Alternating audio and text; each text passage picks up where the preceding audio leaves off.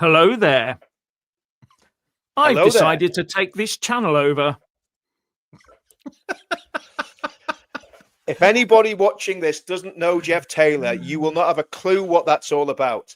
But the famous catchphrase from Jeff Taylor is, Hello there. hello there. What we're going to do, we're just going to stay on this channel all night, and all we're going to do is go backwards and forwards saying hello there. Jeff, Richard, you're both very, very welcome. It's going to get very confusing for Jeff because he's got two dicks, one on either side of him. And you know, I've missed having a channel where we can have a bit of a mess about and a bit of a laugh. We used to do it loads on Paul Thorpe's. We're talking about serious things tonight, as we always are on these things. But if we do it in a light-hearted way, it cheers people up. And we were well, I'm not even going to say what we're talking about before we came on, but it cheers people up and stops them doing silly things. So yes, it's good to have you, Jeff. And if you don't know who Jeff Taylor is, Jeff, give us a bit of an introduction, who you are, 2-minute pen picture of your extensive life, travels and journeys, and then we'll get the same from you, Richard. Right, yeah. So I grew up, joined the Navy, left the Navy, and then ungrew up and became a YouTube influencer, whatever you want to call them, a creator. So that's the sort of story of my life. A big chunk in the middle in the Royal Navy and two ends of playing juvenile. I can't sum it up any other way, I'm afraid. Sounds good. Richard? Ah, yes. Oh, good grief. Where do I begin? Somewhere between... I've been working with Jeff for about... How long has it been now? Since 2007? Yes. We've been working together on various different political sort of analysis sort of stuff, I suppose the way to explain it is. We started an online newspaper quite a while ago, and we moved from there over to YouTube. I was very much in the background, whilst Jeff just, took over and did everything out front, because I was on, believe it or not, I was in front of the camera first. That is true, that is. Yeah. But yeah, Jeff, I mean, at the time it was very difficult for me to do because of family commitments and other work. But so Jeff took over that and did an incredibly splendid job over the Brexit period.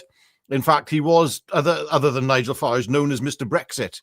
And mine was more of a supportive role, writing, researching, and that sort of thing. And then, was it about, oh, good grief, 2 years ago, after a bout of illness with Jeff, it was decided that I had to come in, because instead of occasionally people hearing my words when Jeff reads them out, sometimes, because Jeff does, I do write a little bit for Jeff, not much, but I do a bit. And for me to actually speak words myself and go in front of the camera. And the rest is history, really. My background is, oh, good grief, composer, musician, so many different things. But we've been working together on political analysis for many years. And this has become an obsession of both Jeff and myself, dissecting what's going on in the world, the injustices of the world. That's the thing. And I think the thing about it is, Richard, I mean, once you get into this, you can't really stop. It is like Hotel California. It is like that line that Al Pacino utters in I think it's in The Godfather Part 3, where he says, every time I try to get out, they just keep sucking me back in. And that's pretty much the way it is for all of us in this movement. I think we're just constantly getting dragged back into the into the fray. But you wouldn't have it any other way. And in all seriousness, we are really, I think, making a difference, Jeff. In a small way, yes, but I think all of us, we're just chipping away, doing stuff every day. And of course, we'll go into what we're going to talk about tonight. Tonight we're going to talk about Tommy, because obviously we both had interactions with Tommy in the last 48 hours. We're going to talk about Unite the Kingdom rally. We're going to talk about the court case. We're going to talk a bit about the football lads on the 28th of June. And we're going to talk about the pledge, hence the big logo at the top of the screen, which I hope everybody can see. And again, if you haven't read the pledge, if you haven't signed the pledge, please go to the website, please read it. And if you don't sign it, you probably need to see a psychiatrist. And if you do sign it, that's absolutely fantastic. So Jeff, tell us about what happened on Tuesday with Tommy, and then I'll come in a bit on my discussions with him today. And then let's talk about Tommy for a bit. Yeah, it was a very, very good day, and I got there quite early because I left early, thinking, "Oh, I'll have to beat all the traffic. I've got to be there by 6 o'clock or something like that to be prepared for him to come out at 6:30." And I forgot that at night the only thing on the roads are lorries, nothing else. So I actually Yeah. managed to get there at about between 5:30 and 5:45. So I was there at stupid o'clock because I could have stayed in bed for another half an hour, but I suppose it was probably better early than never. So I did get there in time. Now, what I learned was that the press had been even earlier. The press were very early there. They arrived on Friday. So they all turned up on Friday when they thought Tommy was coming out of prison, and he didn't. So they left and they never came back.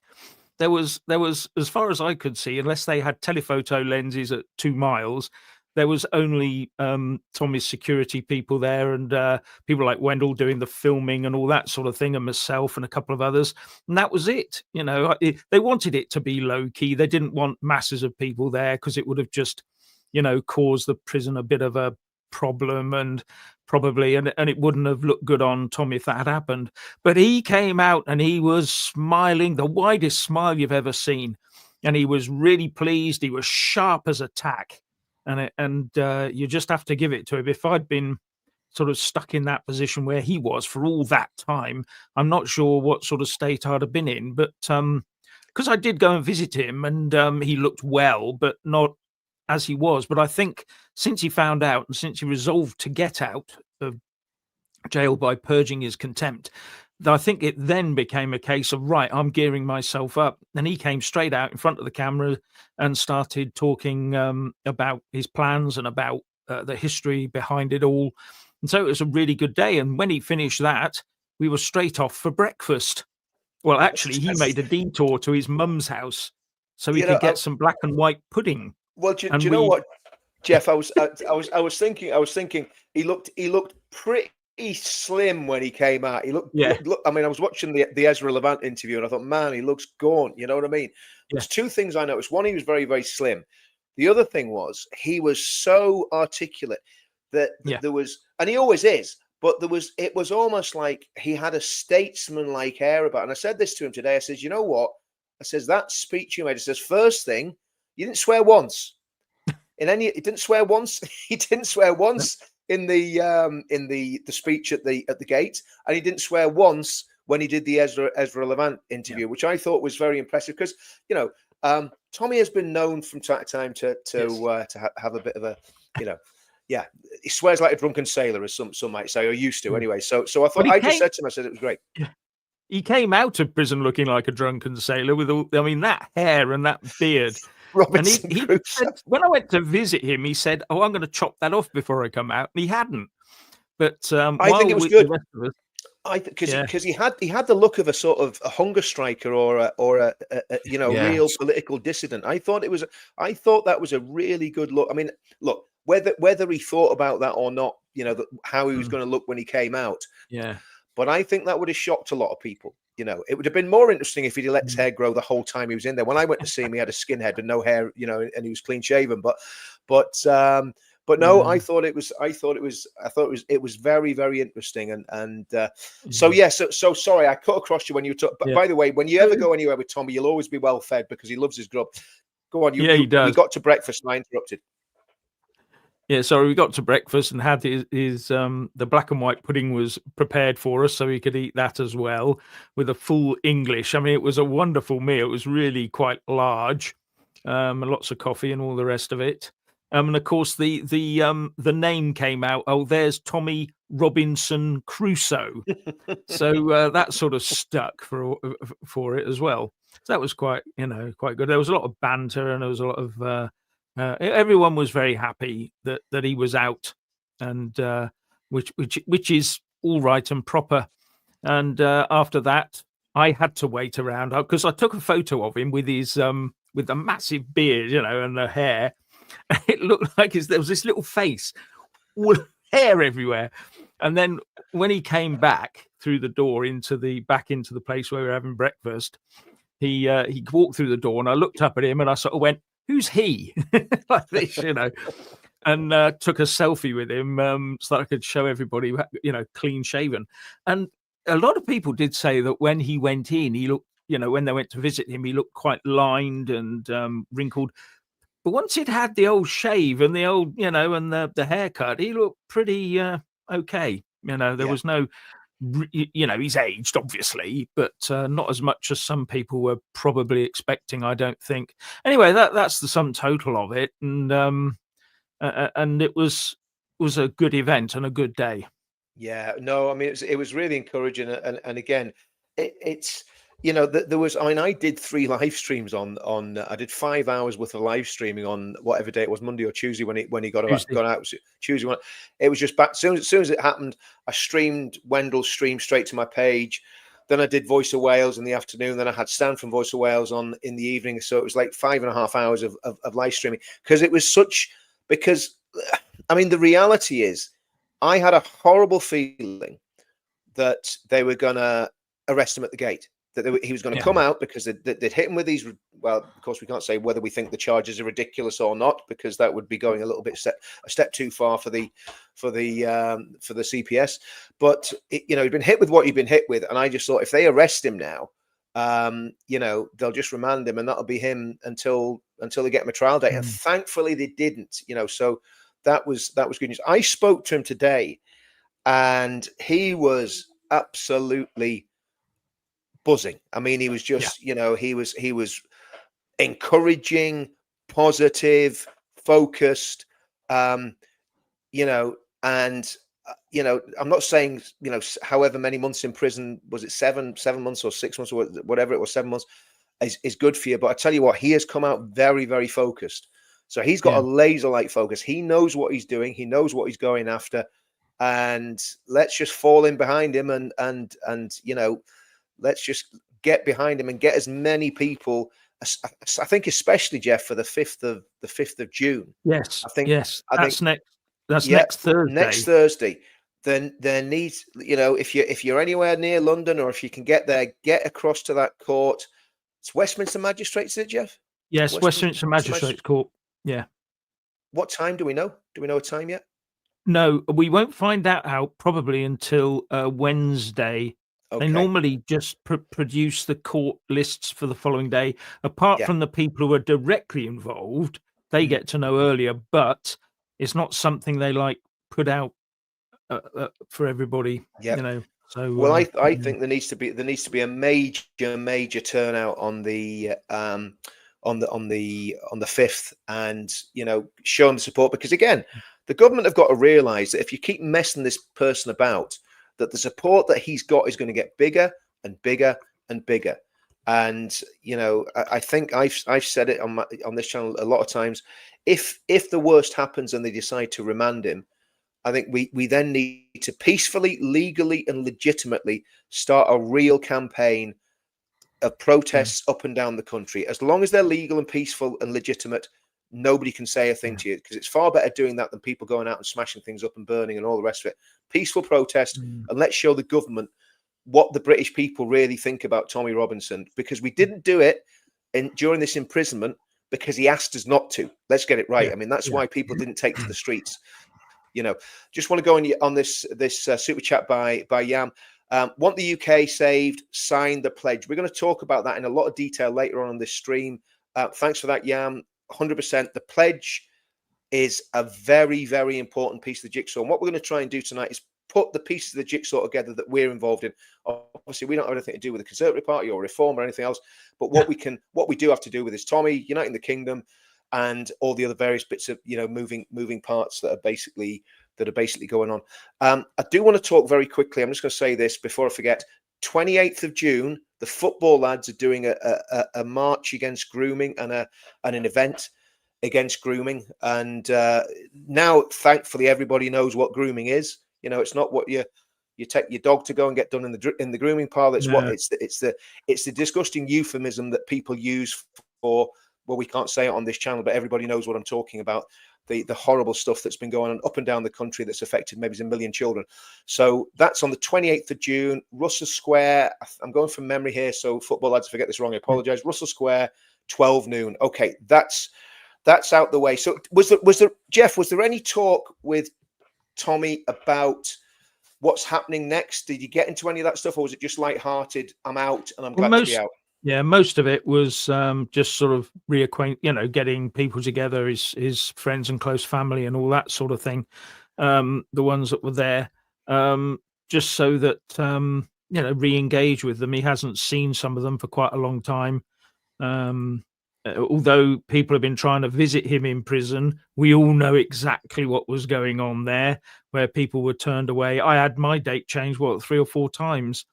And in the end, I went with Andrew Bridgen, the former MP Andrew Bridgen, and Momus as well. So that was quite a good day, and he was on good form there as well.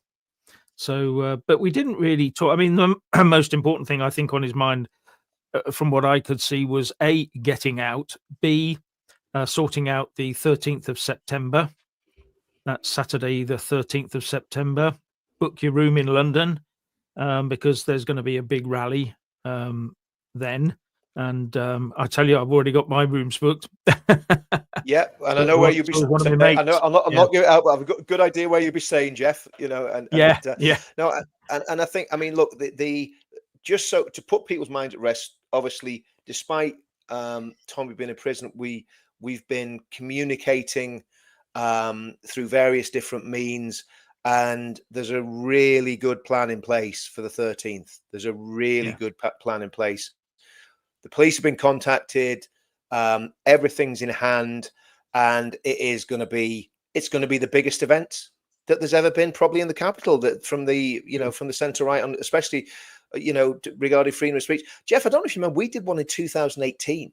I think it was May 2018, before Tommy was imprisoned for the Huddersfield grooming convicts that he was arrested for, asking them what they thought their sentence would be. So that was the last time we had a really big freedom of speech event that was just focused on freedom of speech. And this, especially with the way Jeff, what do you think? And Richard, if you come on this as well, what do you guys think about Rubio and the way he stuck it on the European governments about freedom of speech, actually saying he's going to sanction people that are restricting freedom of speech for American citizens and American corporations, which the platform we're on now actually has an impact on that platform and on Facebook and on Twitter. What do you guys think about that? Richard, over to you first. I don't know if you've heard anything about it or... I haven't, no, but any suppression of freedom of speech doesn't surprise me whatsoever. Basically, we live in a Western society that is having freedom of speech pulled from underneath us, it's like you're standing on a rug and it's just being pulled. You get back up, you stand up again, and the rug's pulled again. It seems to be a continuous thing. Rumble's been having issues as well, and I think it's going to continue. But I do wonder the impact of Trump upon all this and his administration. Well, that's what I was saying, Jeff, Richard. What's happened is Marco Rubio, the Secretary of State, the U.S. Secretary of State, has said that any governments or regulators, i.e. Ofcom or any of these, Ofcommunism, as Dan Mutton very rightly called it this afternoon, the Ofcommunists, they're going to be sanctioned, and the people that are involved in those groups may well not be allowed to travel to the United States if they are restricting freedom of speech. So in other words, if they, So this happened exactly. This happened in 2018. So what happened in 2018? This is when I had a pretty decent following on Facebook at the time. And in 2018, we all got vaporized and shadow banned. So I got shadow banned on Twitter until Elon took it over, and shadow banned on this platform, and completely evaporated from Facebook, because as far as we know, someone who is now very prominent in the British government gave a list to Nick Clegg of undesirables, me, Tommy, Carl Benjamin, Paul Joseph Watson, loads of others, and we all got absolutely vaporized in 2018. Now, with what Rubio said, I would say if Yvette Cooper takes a list to Facebook or this platform or other platforms and tries to get us banned, she might well get short shrift from them and a reprimand from the American government, which is absolutely fantastic news. Let's hope they follow through on it. Because I'd been saying this, and I've been talking to people in America, and I've been saying it on my channel. I've been saying that somebody needs to rattle the cage of them about the social media giants, that they don't take the side of the left-leaning governments, that they take the side of the American government and do what's right for free speech. What do you think about it, Jeff? What are your thoughts on the issue? Yeah, no, it's good to see that freedom of expression, as is technically known, is now becoming higher on the agenda. We've had it slashed. I keep saying to people, they talk about, oh, we have free speech. No, we don't. We have controlled speech. And every year, the debate is not freedom of speech, is which bit of the freedom of speech are we going to erode this year? Because there's a minority over there, or there's someone over there, or there's a country over there that is demanding that we don't say this, don't say that, or we better. So in the end, it just comes down. And it's right out of 1984. If you can't say anything, then it's not happening and you're not allowed to talk about it. So when we got Rubio, I mean, it says here in Reuters that he didn't name any specific instances, but US tech companies and the Trump administration have challenged US allies in Europe, alleging censorship on social media platforms. And can you imagine that there's Keir Starmer, right, you lot, you're not to talk about this anymore. And then he says, I'm going on a state visit to the US to meet President Trump. Oh, no, you're not. Well, I mean, this is the thing. This is the thing about it. And I mean, you know, I think people are under. I mean, I was saying to my wife earlier on, I said, can you imagine if Kamala had won the election, what state we would be in now? We'd all be gone. I'd probably be in prison, you know. You guys would be probably talking about mushroom farming in the Outer Hebrides or something. I mean, you would just be, we'd be completely we'd be completely obscure or completely disappeared, you know. So I think it's really exciting, and I think, you know, I would love to see them go, and then maybe he's doing it in the background, not just doing it public. I'd love to see them going to the platform that we're on now and saying, you need to take the shackles off censorship.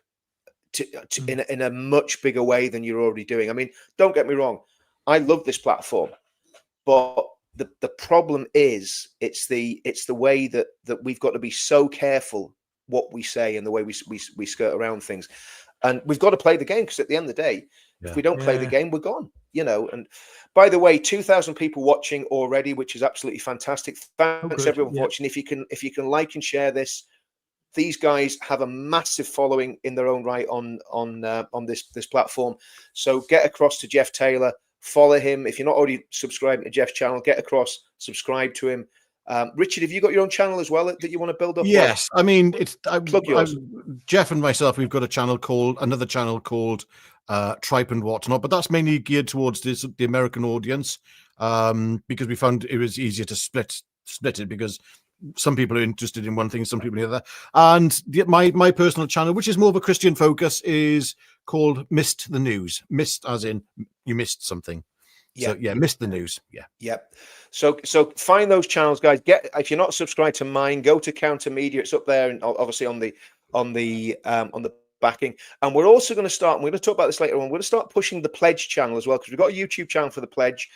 Jeff can contribute it, I can contribute to it. We'll get Paul Thorpe set up if he's going to come back and do this, and get people that are involved in the Pledge contributing to that channel, because again, I think one of the things that we've got to get, all the people that have signed up, you're all absolute legends. You know, we thank you immeasurably for doing that, because I think it's going to be a massive asset to this country. But we need to get people that haven't signed up, or the people that don't really fully understand what it's about, signed up. So we're going to be doing some very simple explainer videos. This is kind of the first one, and we're going to put big chunks of this onto that channel later on. So that's another thing that we're going to be doing as well.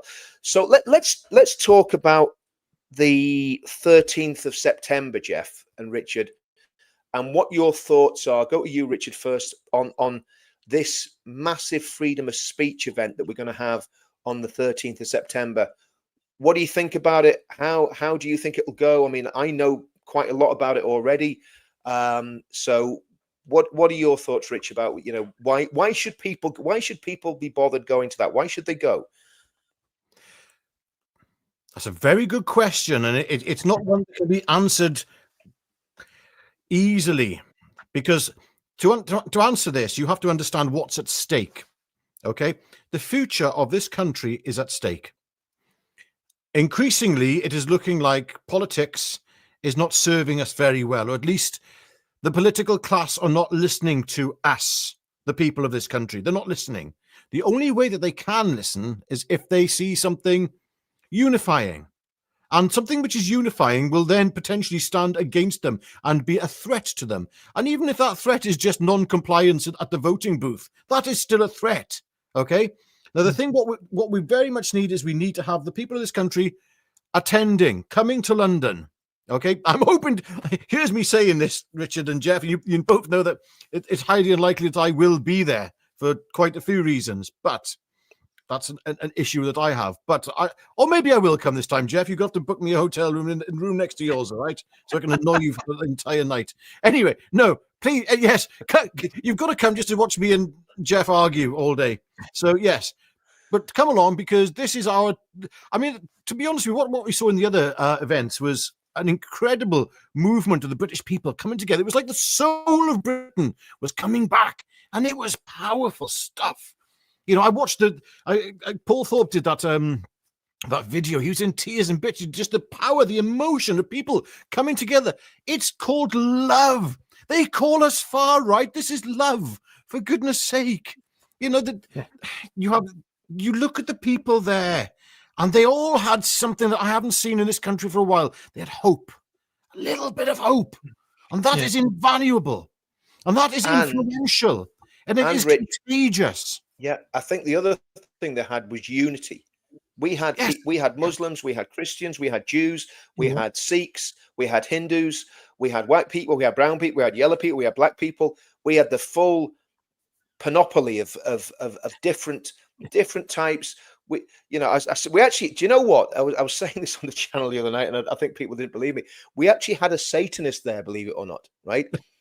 And the Satanist said he heard the preachers on the stage, right? And he spoke to one of the preachers after and said, "Oh, I'm done with the Satanist stuff now. I think you Christians are right. I'm going to become a Christian." So that was what, you know.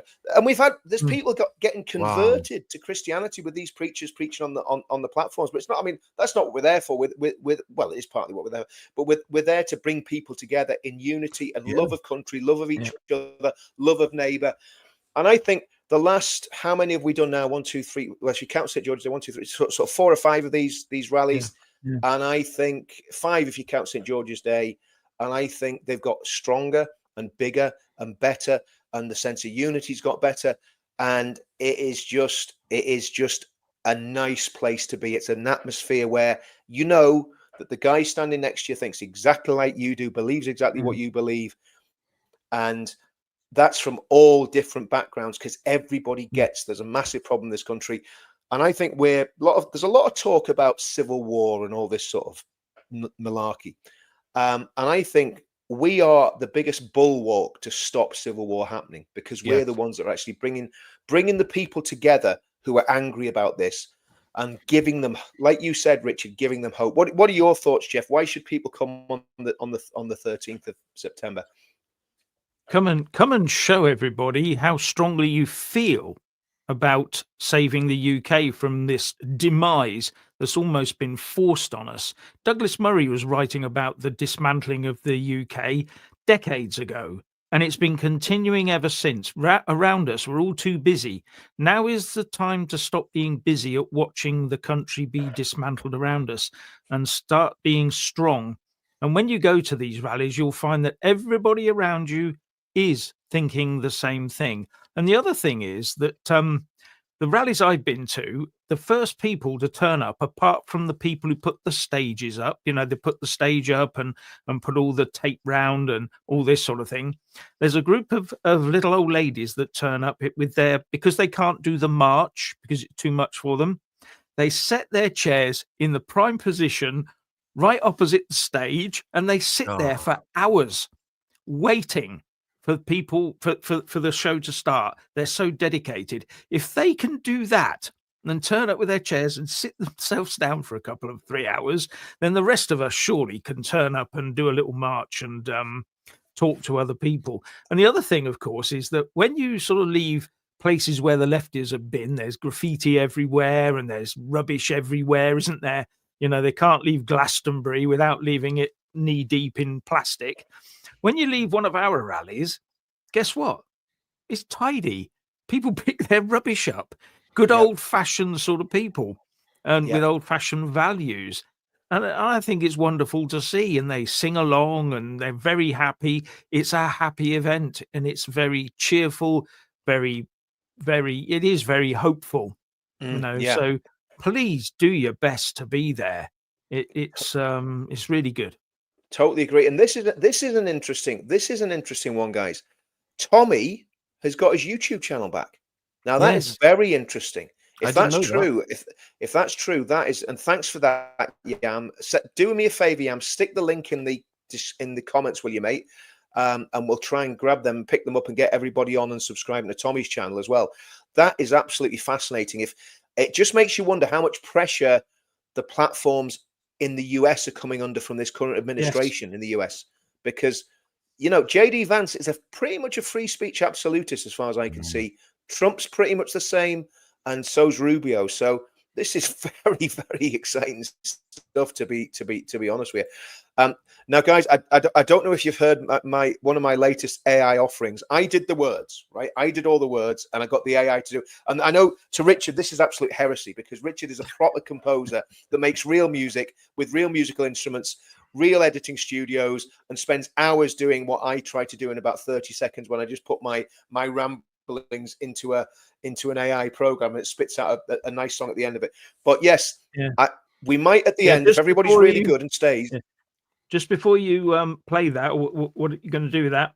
Tommy Robinson at Tommy Robinson online, 322,000 subscribers, and it's on. It's now on YouTube. I'm looking at it now on YouTube. His channel's on YouTube. At Tommy Robinson online. Yeah. Wow. Is that the latest? What's the latest video? Is there a latest update? What's the latest video there? Don't know.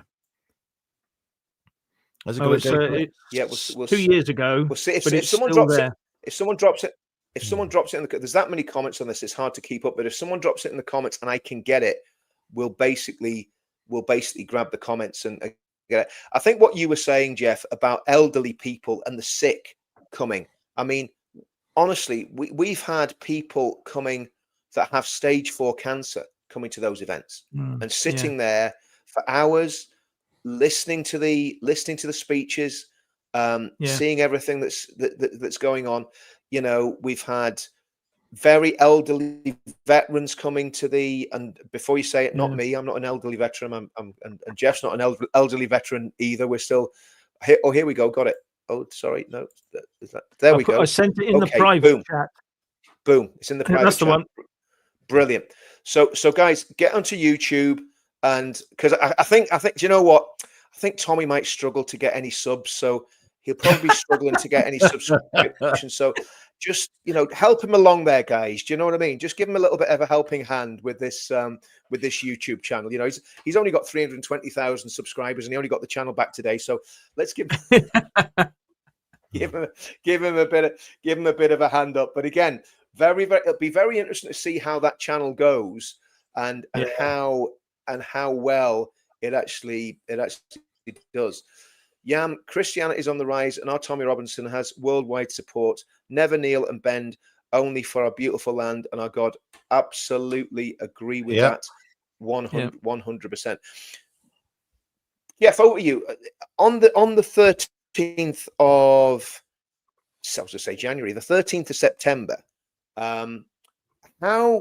Now I know some of the people that are coming. Right, I'm not going to say on this channel because I think it's a secret at the minute. So I don't want to be. I don't want to be the one to be an old windbag. I've done that before. It doesn't make you too many friends. But there are going to be some very, very prominent speakers from the US, from Europe. Yeah, it's going to be incredible. The people that are there. Yeah. In terms of that, how influential is this going to be? Because people say, well, what's the point in demos, right? But I think this is different. I think this 13th of September event is going to be a different kettle of fish. How might this change the course? Well, move the Overton window and change the course of our political history, Jeff. What do you think? I What's the think potential? if this is pushed in the right way, presented in the right way, which is we're starting the ball rolling here today, believe it or not, in our own way, positively, hopefully, with full of hope and full of energy for the future, we will be sidelining all those saddos in Westminster and the House of Lords, the House of Commons, and all those people that work in Westminster, the civil serpents, as I like to call them.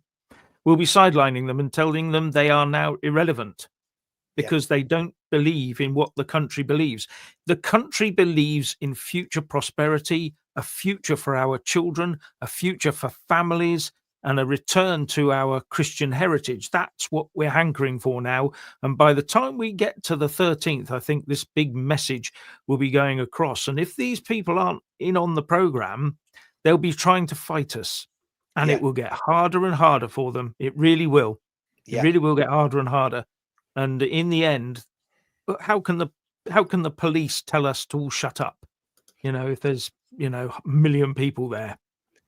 Yeah, well, this is the whole thing. I mean, and the reality is, if this is publicized properly, and we get someone's agreeing with there, Jeff. I'm not sure which point they're agreeing with because I'm not sure how far we are back on the comments. It's 2015. Right. By the way, guys, like and share this stream.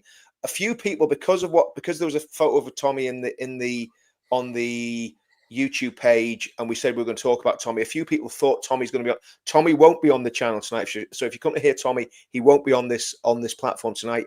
He very likely will be on with me once he's had a bit of time to chill. But he's not going to be here tonight. We're talking about Tommy. We're talking about the Uniting the Kingdom. We're talking about how we can keep him safe. And I think another thing, and I'll ask you about this, Richard. In terms of the spiritual side of this movement, and we've seen this growing in the last few events, how important is prayer for Tommy Robinson right now? Yes. Sorry, I'm glad you raised this point because I'd like to go back to something you said earlier. What happens if Tommy is rearrested, for instance, in the next week or so, whatever? Okay, what do we do then? And the one thing I think would be incredible and something that the establishment would hate is if everybody went to church on that Sunday, their own personal churches, that weekend, went to their own churches and prayed for Tommy. Okay, maybe after the service, maybe after the vicar spoken, somebody gets up and says, look, is it possible we can have a pray for something? And don't get me wrong, inside a lot of churches, that's not going to go down well. Well, if not necessarily inside churches, or maybe just out in the street, maybe people get together and pray and put it on social media, put it on YouTube, put it on X. Show yourself praying. Let this go right across the country, across the world. People coming together to pray. We can get together, we can do demos, etc. We can protest, but there's no greater protest than praying. And it's actually not, it's more than a protest, it's an action. This is something else. And I'm sure that Tommy's felt and heard the prayers of the millions of people who've been praying for him when he was in jail. I'm sure he has. I know he would have. Well, he said that, Richard. He said, wow. I think he said 80% of the people that were emailing him were Christians, right? Yeah. I think that's what he said. And he also said that he really appreciated their prayers for him. And I mean, look, I'm not going to speculate on where Tommy is spiritually. That's between him and his God, and I'm not going to speculate on that. But it was very interesting that he came out wearing a cross. Was that a rosary? I don't know. Was that a rosary he was wearing? Yes, a rosary with a cross. Yeah, with a crucifix. So it was very interesting that he's wearing a very simple wooden cross on his attire when he came out, because nothing about the way he came out, whether it was by intention by him or not, but nothing about that. The way he came out was unplanned. I think there was a divine plan behind that, because there was something almost like an Old Testament prophet in the way he came out with the beard and the hair and the way he spoke at the gates of the thing. And by the way, Bess, thanks very much for that super chat there. £117 flights from Belfast. They will be going up. I have no doubt that those flights to London will be going up for that weekend, because there's going to be a lot of people traveling from all over the world, let alone all over the country. So it's quite simply going to be the biggest one that we've ever done. It's as plain and simple as that. Yeah, can I just interject with one little point? Yeah. If prayer didn't matter and it didn't work, Mm-hmm. we wouldn't get arrested for it, would we? Oh, yes. Absolutely right. Absolutely right. That's exactly it. That's exactly the situation. I mean, and I think this is, who was it? Was it you I was talking to the other day, Richard, about the day of prayer that was called when the boats were on Dunkirk? No, it was Stan from Voice of Wales. Yeah, Right. the day of prayer. When The king called I for a think day of prayer, the didn't king he? called, during the Second World War. Yeah. During the Second World War, the king called for a day of prayer. I think a day of prayer, or days of prayer, in fact, quite a lot of days of prayer, would probably be a really good idea for this country. And again, I get, if you're watching this and you're not religious, I get it. We're not going to, stick this on you, but to me, I mean, it's, I think it's really, really, really, really important to be praying for Tommy. Richard, sorry, the one thing which I think it has to be said, it's a line I keep using. If you want the country of yesteryear, you have to become the people of yesteryear. Okay?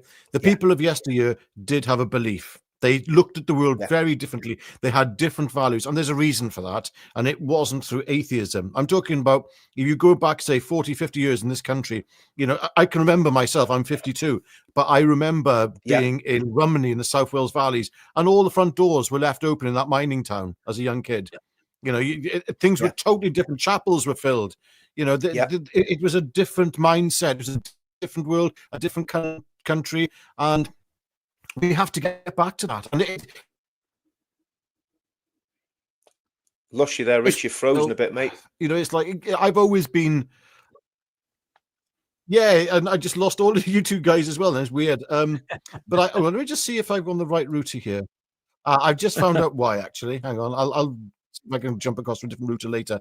I think while you're doing that, Rich, I mean, one of the things about Wales is Wales saw one of the biggest Christian revivals in world history in a very short period of time. There's over 100,000 people converted to Christianity at the beginning of the 20th century. I think it was 1905, with Evan Roberts being the sort of the facilitator of that, if you like. But I think something big's happening spiritually. I really do, and I know people on my channel are going to get sick of me harping on about this, but I do think something really big's happening spiritually. I think there's a change in a lot of us. We've kind of woken up to the fact that we weren't doing things just right, and we're kind of getting ourselves sorted out, and God's getting us sorted out. So I think that's happening, and I hope that's happening with Tommy. I hope it's happening with other people in the movement. I was talking to Ricky Doolan yesterday about all this. So, to me, the spiritual side of it, whether people like it or not, is a big part of what we're doing. And Jeff, I mean, even your story, you've had if you don't mind me saying, a bit of an awakening spiritually. Would that be a fair thing to say? Do you want to talk about that? Yes, I've always. It's a funny old thing. Like most people, they don't realize it, but I do talk to God. Most people do without knowing it. They say stupid things like, "God, why is this happening to me?"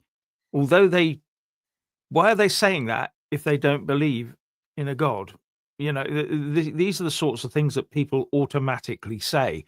And the thing is that we're given free reign, basically, by God to do what we want. We will be judged later what the decisions we made. But it's so I always thought there was something missing somewhere in my life, because it's you believe the science, and you must believe the real economic world, and there's nothing else. But we're not built that way. We are actually quite spiritual beings. We can't be hard-nosed businessmen and just scientists and that's it. There's more to it than that. Human connection is also part of it. But you've got to have something. It's quite important that you have something that you have no power over, and you submit to it, and you just say, look, at the end of the day, otherwise everything is too much of a challenge for humans.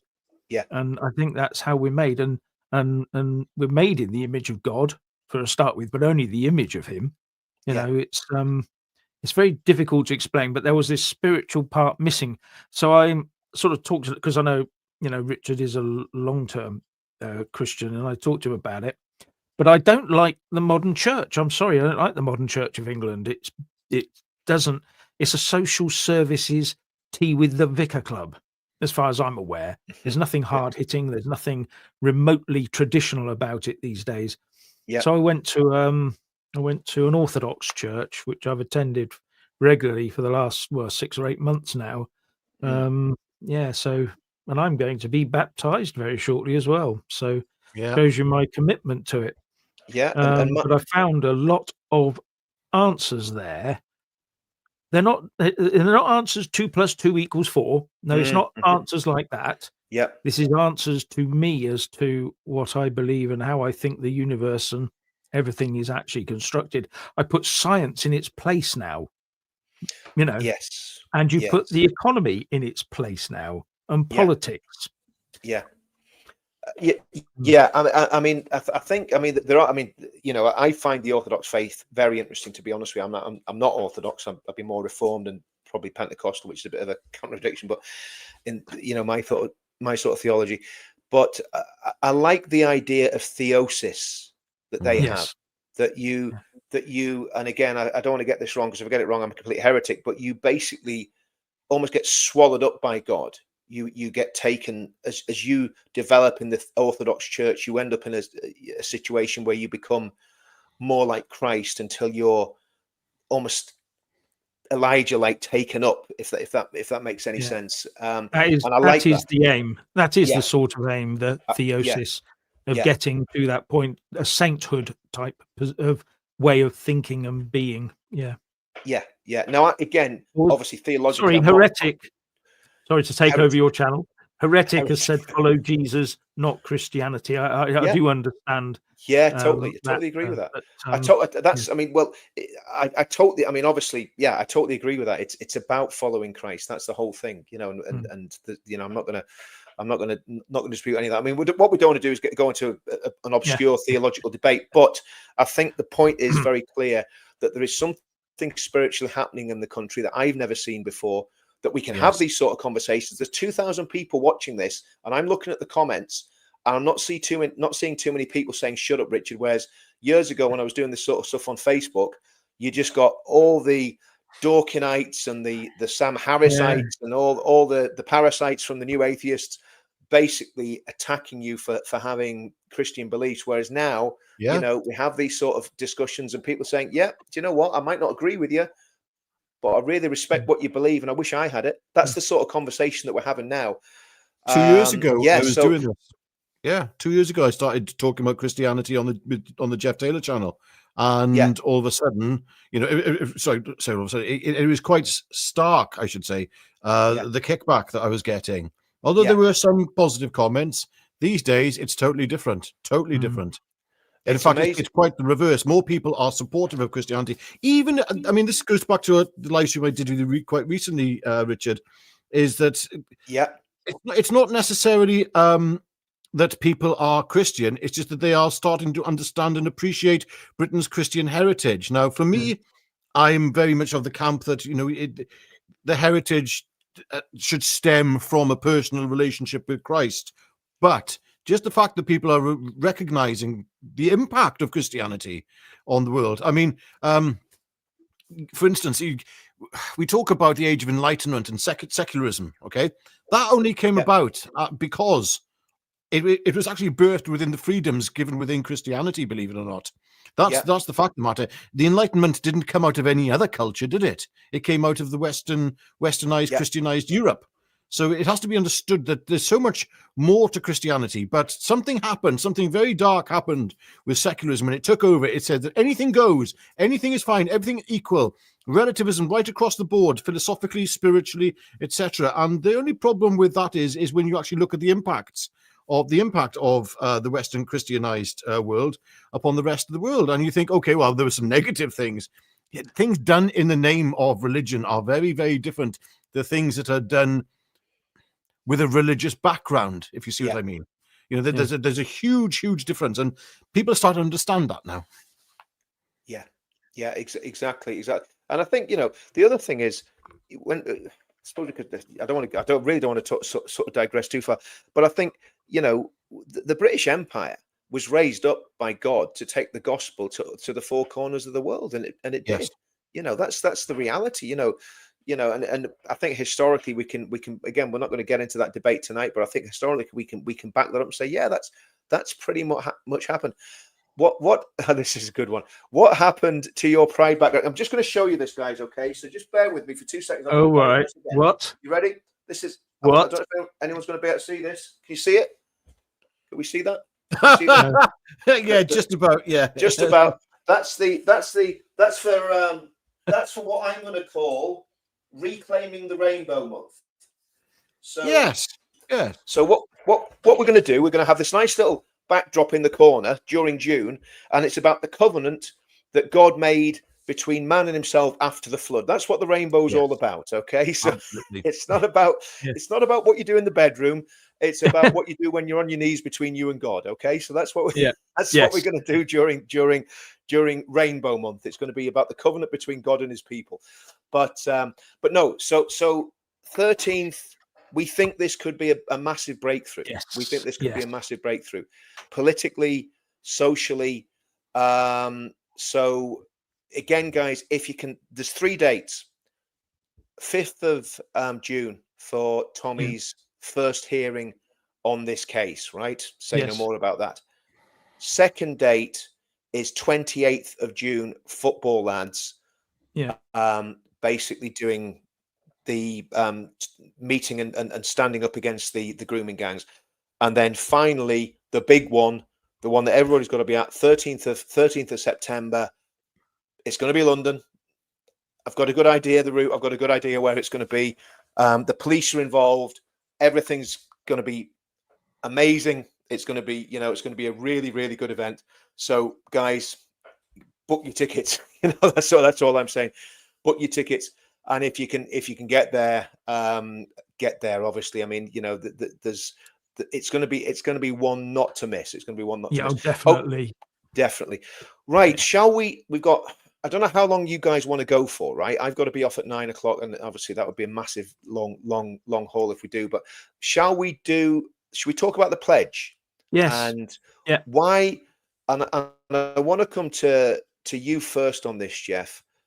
What do you think about the pledge and how useful it can be in saving the United Kingdom, and why do you think that? Because obviously I've talked a lot about this with Paul Thorpe. I've talked a lot about it on my own on the channel, but obviously you've been there from the beginning, Jeff. You were at the meeting in Fleet Street where we had some of the finest minds in right-wing politics in the UK and me. And me. We had some really clever people and me. And so take the floor there, Jeff, and let us know why should people sign it? What's important about it, and why? How can it make a difference in the UK in the next 4 years? After that meeting, when we had several other sort of online meetings, and then we had the first sort of public signing, when Ben Habib turned up and signed the pledge, he summed it up. He said, I shouldn't need to sign this. I shouldn't need to sign it because this is just common sense. All of it. Every single bit is just common sense. And what it stems from is that the pledge reflects more of what we used to be, I suppose, as a country. If you look at it, you read it, and you suddenly start to think, well, actually, yes, that's common sense. That's common sense. Isn't that what's happening? And then you suddenly realize, no, it's not happening like that at all. In fact, in some ways, it's the reverse of common sense. And so the pledge for me is this return to one of the problems we have in British law, we don't have a written constitution. The constitution is alive. It changes every day with every change of the law. Every time a minister signs a statutory instrument, the constitution changes. Nothing is set in stone. They can change absolutely anything they want. But in the past, we always assumed or thought, and I would say that we were pretty accurate in doing so until about the 50s, that the politicians who we elected actually put the UK before themselves and their party all the time. That's the age of the statesman, when they used to believe in Britain. They did everything they could for Britain. But over the last few decades, we've suddenly started getting politicians who do it for themselves and for other beliefs and for other people. And that is when everything started falling apart. The pledge is a tool designed to bring us together back to common sense. And I would say that anyone who says, "Oh, I don't believe in that, I'm not going to do it," I just think, why not? What specifically in there is it that you don't really like, that you think is wrong? And not many people, in fact, I don't think anyone has actually pointed at it and said that's completely wrong. And I could sort of say, well, it's not. That is correct as far as I'm aware. I mean, although I had a hand in writing it, it was only a very small hand. Far, far cleverer people than I put this thing together. I just went along and sort of did a proofreading and helped Me along too. with that.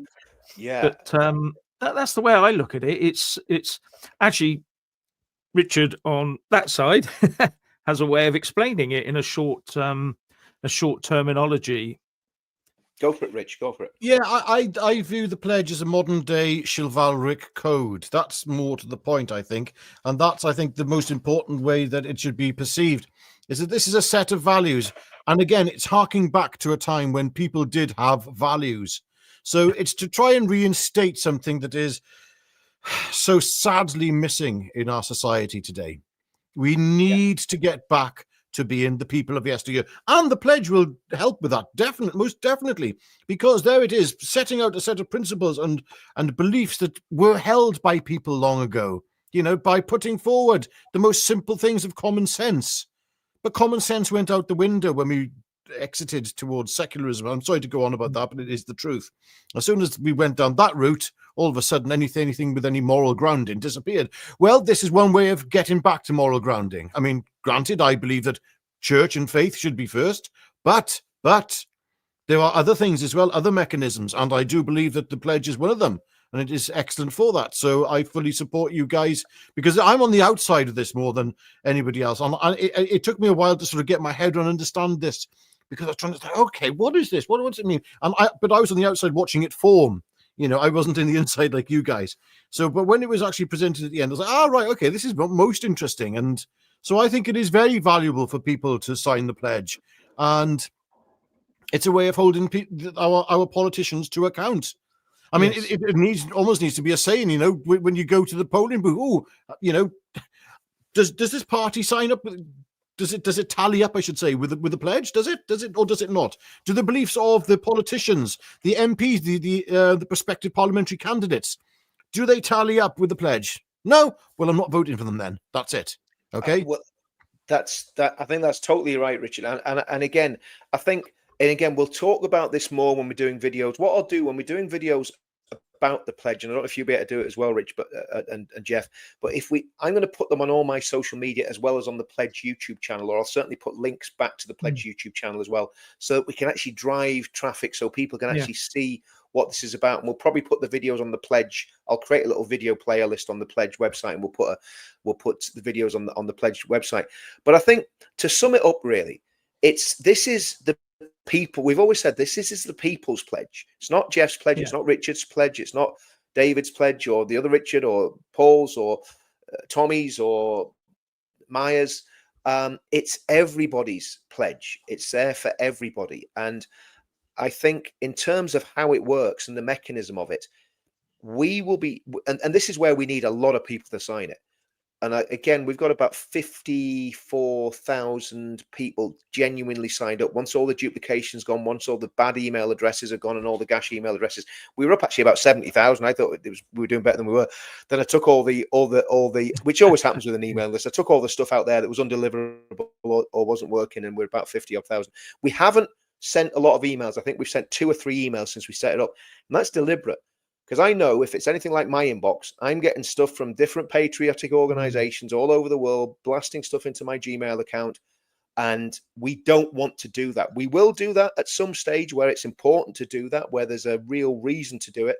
But at the minute, what we want to do is build up a database of people who agree with those principles on the pledge by constituency. So in every constituency, we can go to local candidates for the next general election.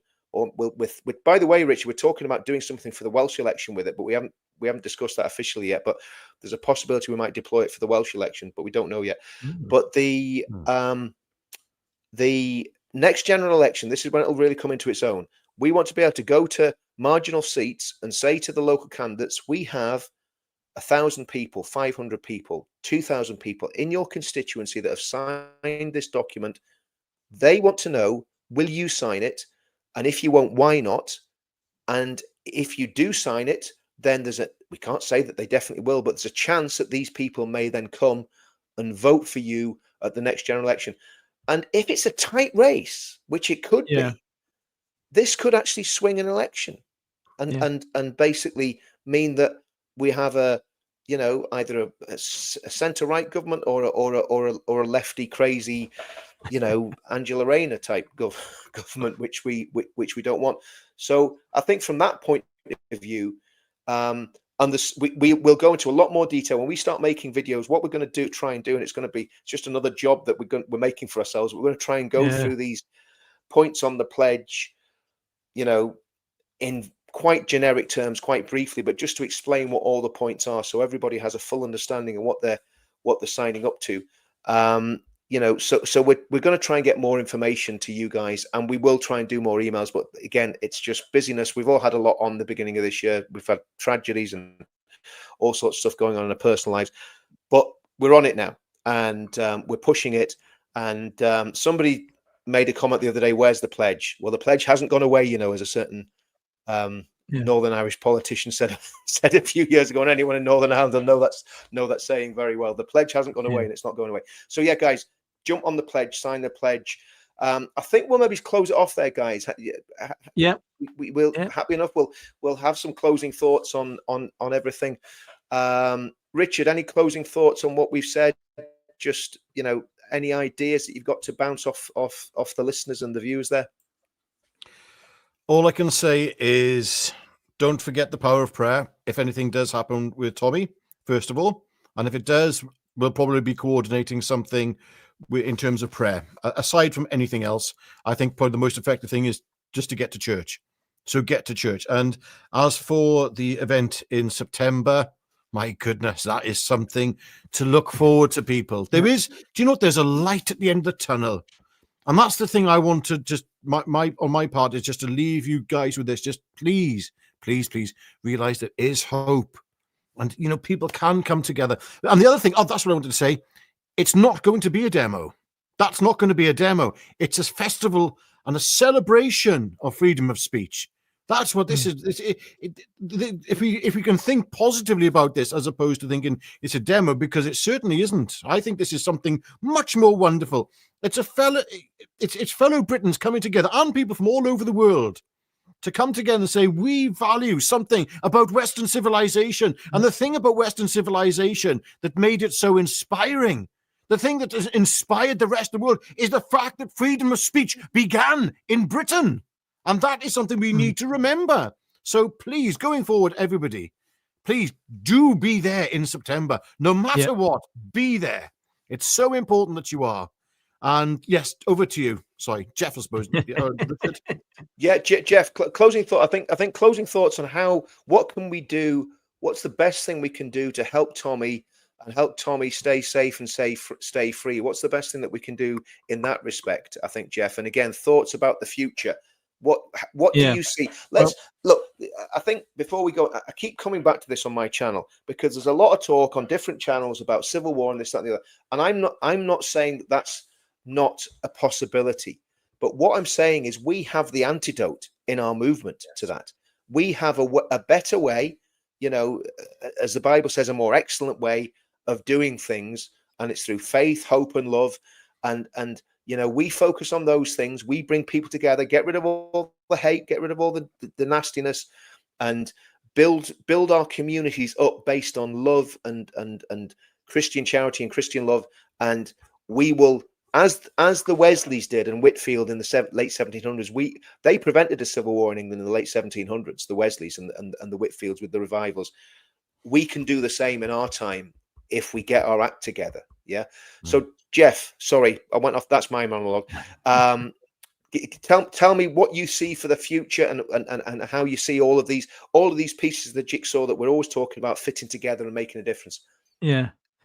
The most important thing is that to avoid something like civil strife, we've all got to engage with the political system. Now, during my time, the number of people that have said to me, "Oh, I don't do politics," because they think it makes them look so clever, until you point out that they moaned last time because the pub was shutting. That's politics. Or they got a speeding fine. That's politics. Or they couldn't buy what they wanted at the time they wanted. That's politics. So all these things tie together. And if you want to make a better country, get involved. There's nothing wrong with turning up at a local council meeting to have your word, and you can do that. You can join Neighbourhood Watch to protect your local community. You can even go litter picking. It's things like this that actually make the big difference. Take a pride in your community. It's really, really very important. And from that can come a lot of good, because then people can see, if you engage with politicians long enough and people in politics, then you get a good idea. Most people, if I was to ask anyone, or any one of the viewers right now, name your local councillors. Yes. These local councillors, I will tell you right now, they spend your money. The MPs don't spend your money. They vote on things like defence and all the rest of it. The people who spend your money are local councillors. When the potholes don't get mended, it's not your MP's fault. It's your local councillors that you either voted in or couldn't be bothered not to vote for, or to vote for someone else. There is nothing wrong with standing to be a councillor. It's not as hard as it looks. The people that are in it will try and tell you it is, but it's not. I've been a councillor. It's not as hard as it looks. Please get involved. And I will tell you that there is a very powerful lobby out there for a certain demographic, isn't there? Lots of MPs, lots of councillors. And do you know why? Because they get involved. Exactly. And get involved. And I mean, and that's it. It's very much like what they're doing is very similar to what Sinn Féin did in Northern Ireland in the 80s. They had the strategy, the Armalite, and the ballot box. And when we were doing the stuff with UKIP with the football lads in 2018, I said, well, look, we're not going to do the Armalite and the ballot box. Well, what we'll do the boots on the ground. In other words, the demos and the ballot box. And we got in Sunderland. I'm not going to name them because one of them sadly passed away, but we got some church councillors, parish councillors, and we got one guy on the council in Sunderland who he's still on the scene. He's a cracking lad, and he knows who he is. So if he's watching this, I've just given you a shout out. And that was when we didn't have a clue what we were doing, Jeff. I mean, it was like I just looked at the movement and said, "Well, do you know what? I think we need to go political, or else this is going to get very, very messy if we don't have a political solution to this." So, 2017, we'd 70,000 football lads and veterans on the streets of London, totally peaceful, silent protest. And it was chilling because there was such anger about what happened to Ariana Grande, Borough Market, PC, Keith Palmer, who'd been murdered in the grounds of Parliament. And the temperature, mercury was rising. And again, what we did was exactly what you're saying, Jeff. We gave a political solution. Now, it didn't work out for obvious reasons. We know why it didn't work out, because a certain man who doesn't really want anything to do with that lot. And I'm not going to say any more about that one tonight because I'm trying to not be negative about anything, but everyone knows who I'm talking about. Sabotage things. But we all learned a lot from that. And the only way we're going to get our way out of this is through a religious revival, a cultural revival, and then a political shift to, it's not even left or right. We need a political shift to Christian values. That's what we need, which are both left and right, because quite a lot of Christian, Yes. It was the churches that ran the hospitals. It was the churches that ran the schools. It was the churches that educated people. The state's taken over what was actually the church's job. And as the state falls apart through lack of money and net zero and all the other crazy stuff they're doing, giving 100 million to the Chagos Islands, 7 billion a year or whatever it is to keep Abdul Asif and Mohammed in your local 5-star Radisson hotel. Sorry, Radisson, you're probably not doing it. I'll take that back before you sue me. But your local 5-star hotel.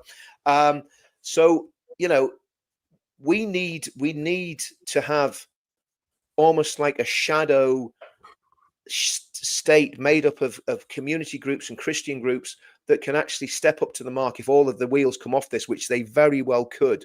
And that's again how we can go to make sure that we prevent civil disorder, civil war, chaos. Is having those structures in place, and they've got to be led by Christianity, in my opinion, because it's the only thing that can lead it, that can do it peacefully without it falling into either a religious totalitarianism or a political totalitarianism. So yeah, that's it, guys. Great stream. Yep. Go to the Pledge website. It's been up there all night. thepledge.org.uk. If you haven't signed it, why not? If you haven't read it, go and read it. Have a look at it. We'll be doing more on this. We're going to do something with this video, probably chop it up and put the pledge bit on the pledge website by the middle of next year when we get around to it. But thanks everyone for coming on tonight. Again, great news about Tommy, great news about the 13th of September. By the way, as well, if the state see fit to imprison Tommy before the 13th of September, the 13th of September will still go ahead. And the people that are coming will still come. And the speakers that are coming will still speak. So it's not like before where if you silence Tommy, you silenced everybody. If you silence Tommy, everybody else still comes. So that's just a little one for the state, in case you're thinking about imprisoning our friend and you're watching this stream, which we know you watch all these streams. Guys, brilliant. Really enjoyed that. I'm going to end the stream now. Thanks, everyone, for the super chats. Thanks, everyone, for watching. Subscribe to Counter Media. Subscribe to Jeff Taylor. Richard, give me your channels again there, mate. Just Missed the News. Missed the News is the main one. For this. Okay. Is that MIST or MISSED? MISSED. Yeah. My dyslexia was kicking in there. I spelt mist wrong. But guys, listen, thanks everybody for tuning in. Thanks everybody for watching. We're going to keep doing these because there's an appetite for what we're saying and what we're doing. We're trying to do it lighthearted. We're having a laugh, but we're talking about some of the most serious issues in anybody's life. Religion, politics, the future of the country, the future of your family, the future of you. That's what we're talking about. These are big issues. Shohab, we're going to get you on again soon, mate. So I haven't been ignoring you. I've just been mega busy with stuff. We want to get you on again. And guys, don't forget to subscribe to Tommy's channel because he needs subscribers. Oh yeah, he needs a couple. He needs a couple. He needs the publicity. Listen, thanks everyone for watching. I'm going to put this. This is how we're going to finish. Fight. We're talking metaphorically, no surrender, and we'll do it all. Jeff, Richard, thanks for coming. We'll do it all again soon. Thanks for everyone watching. Pleasure. Like and subscribe, and we'll see you all again soon. Adios. Night.